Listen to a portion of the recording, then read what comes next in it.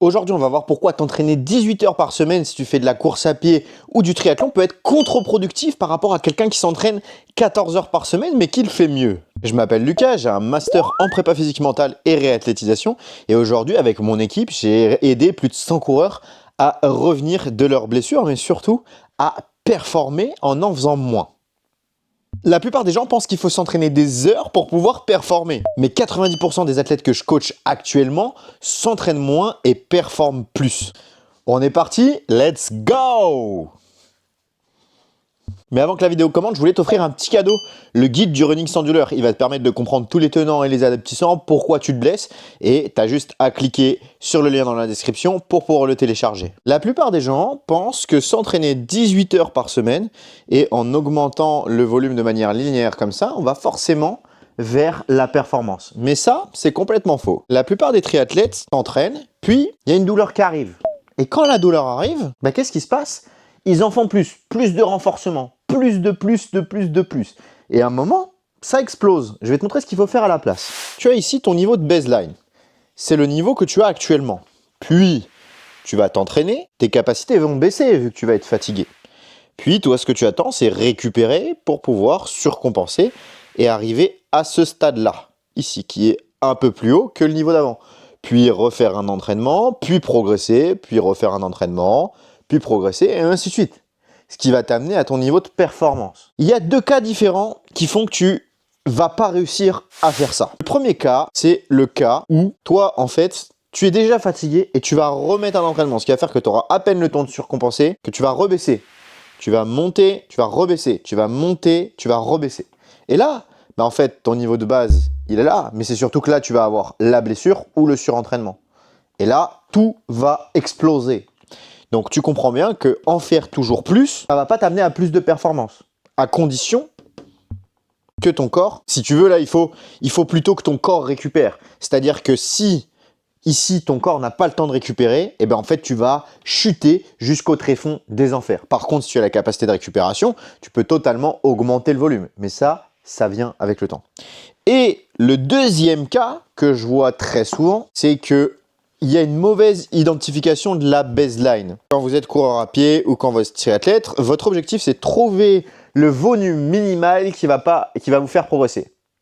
Si vous trouvez le volume minimal qui va vous faire progresser, vous allez forcément performer par la suite. Mais la plupart des gens, en fait, utilisent des grosses cartes, dépensent leurs as de cœur à la place de dépenser leur valet. Et à la fin du jeu, en fait, ils galèrent un petit peu avec leur valet alors qu'ils auraient dû les utiliser avant, ils seraient passés. Et là, l'as de cœur a beaucoup plus son poids. Donc, il faut garder les meilleures cartes pour la fin. On ne les utilise pas trop tôt, sinon vous allez tomber dans les tréfonds et vous blesser. Donc, ce concept, il se matérialise comment quand on regarde sur le tableau? En fait, tout simplement, vous avez votre baseline. Et j'ai rencontré Vincent, un coach qui vient me voir et qui me dit « Je comprends pas, je me blesse pour mon triathlon. » En plus, il a une semaine de son triathlon. Aïe, aïe, aïe, c'est trop tard, je suis pas magicien, je pourrais pas l'aider. Et Vincent, il me dit quoi? J'ai directement, c'était son premier triathlon, j'ai fait directement 18 heures par semaine. Et il a mal identifié le bon niveau de baseline, le bon niveau départ. Et c'est hyper important parce que, en fait, si votre capacité de récupération, elle est là et que vous vous entraînez ici, qu'est-ce qu'il va faire? En fait, votre bon niveau de départ, il est pas là.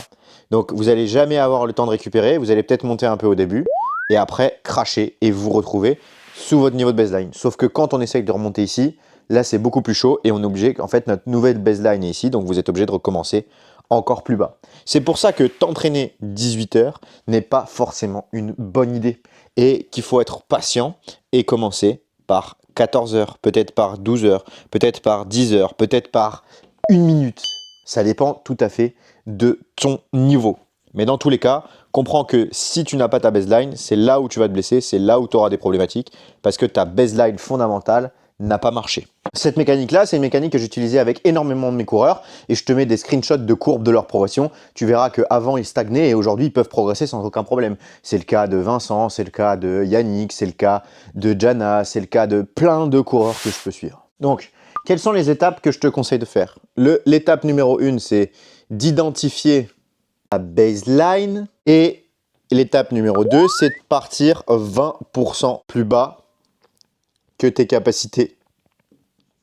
Ok. Et une fois que tu as fait ça, sur le point 3, tu peux établir ton plan d'entraînement en planifiant de la récup pour pouvoir continuer à monter. Parce que tu as bien compris que toi, tu progressais pas forcément quand tu t'entraînais, mais quand tu récupérais. C'est pour ça qu'il faut, dans le point numéro 4, faire attention aux 3 variables de la récupération, qui sont le sommeil, la nutrition plus l'hydratation, mais également le bien-être psychologique. Et il faut que tu suives l'équation de la gestion de charge d'entraînement, qui est le volume multiplié par l'intensité divisé par la récupération.